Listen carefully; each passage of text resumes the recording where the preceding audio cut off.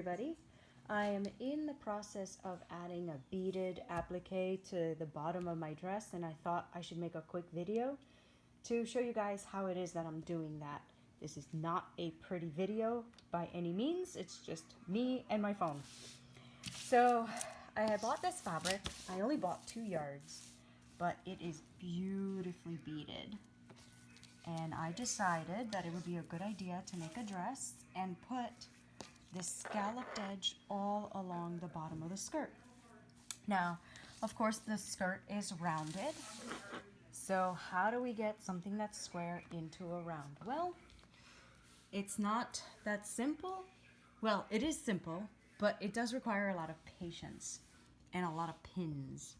So I've already done about half the skirt, and I'm going to show you here what it is that I'm doing.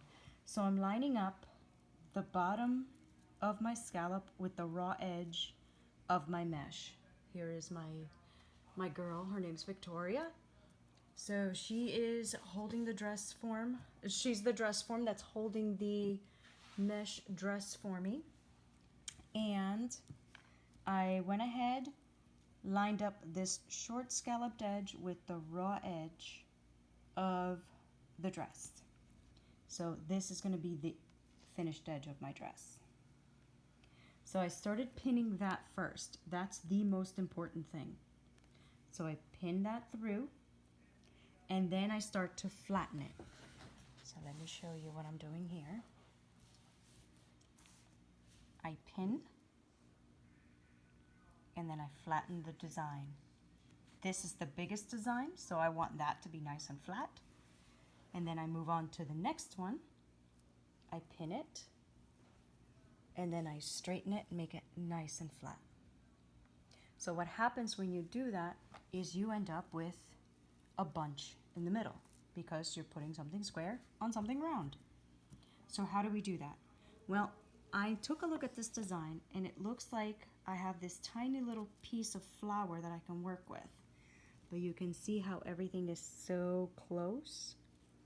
So what I do is I take clear nail polish. Where is it?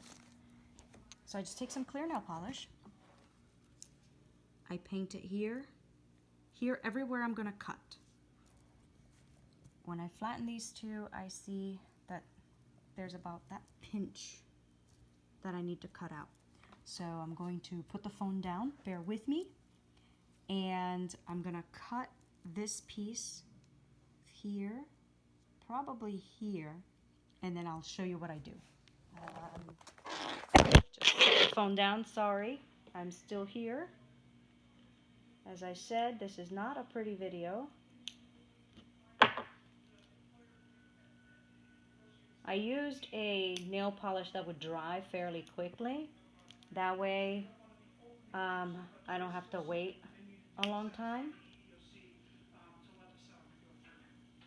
So I'm cutting around the mesh, and even through the threaded design, because I used the nail polish to kind of seal the edges. Okay. So that's what I did. See, I cut it there.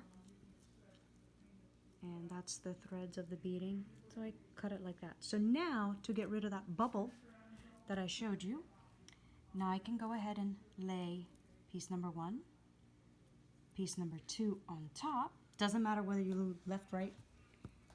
And now I can take this piece that I cut out and lay it over. Now, see here how there's still that little bit of a bubble? I'm gonna go ahead and cut that mesh as well.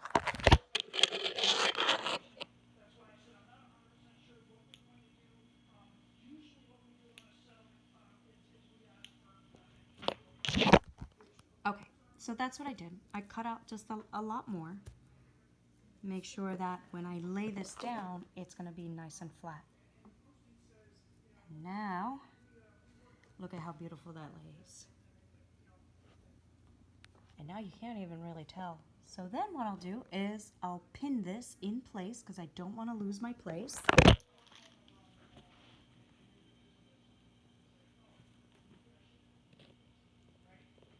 As I said, this is a patience.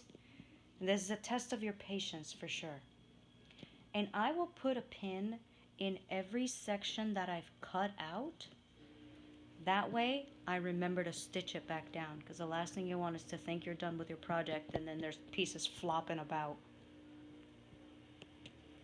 So everywhere you see pins, it means that, hey, that's lifted, you need to stitch it.